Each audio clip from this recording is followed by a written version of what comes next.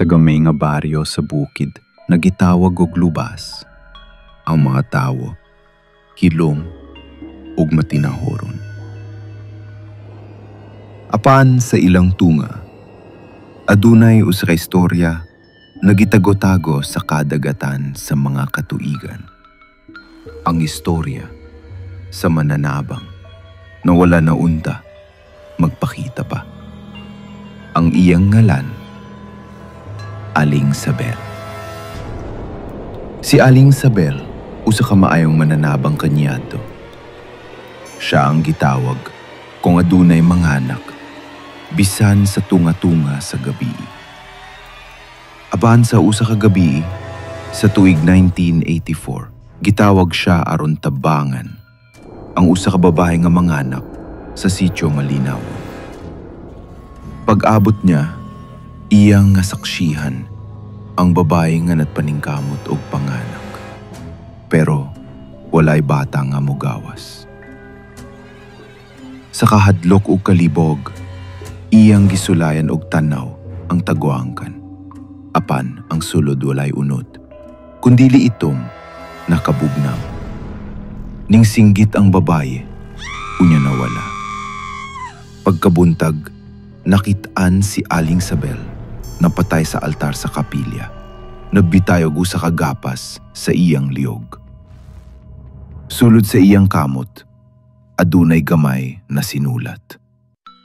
Walay bata nga natawo, apan usa ka kalag ang gibukaw. Pagkahuman niya adtong hitaboa, wala na'y mangahas nga motawag og mananabang sa gabi. Apan kada Hunyo 13, gabi sa kaadlawan ni Aling Sabel, mobalik siya. Mga babayeng mabdos na mulabang sa sapa padulong sa balay, makadumog og taphaw nga tinggog na nag-awit og lalabay, og usahay sa buntag makamata nga basa, ilang tiyan og dugo, bisan walay sakit. Ug kumulantaw sila sa salamin, makita nila ang nawong ni Aling Sabel na nagtanaw balik. Si Lani, usa ka 17 anyos na estudyante, na buntis na wala kahibalo ang iyang pamilya. Nahadlok siyang masakpan. Busa iyang gitago ang iyang pagkabuntis hangtod sa ikapito ka bulan. Sa gabi sa Hunyo 13, nakadungog siya og katok sa bintana. Sa gawas, nagbarug ang usa ka tigulang nga babaye. Nagdala og lamp ug misulti, "Ayaw ka bala ka anak. Ako ang imong mananabang." Walay tawo sa baryo nga gitawag ni Lani. Walay silingan nga nagpadala. Apan miduol siya sa babaye, gipaabli ang pultahan. Unya, ang kalibutan ning sugo o tuyok.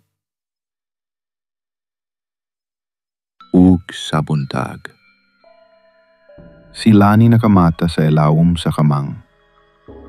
Basa sa dugo ang iyang palibot. Walay bata sa iyang tiyan. Apan sa iyang kamot, adunay sinulat sa papel na gituslob sa dugo. "Ako ang iyang inahan. Dili ka makakuha sa akong anak." Hangtod karon walay nakitang bata. Ug si Lani buwang na sa pangisip.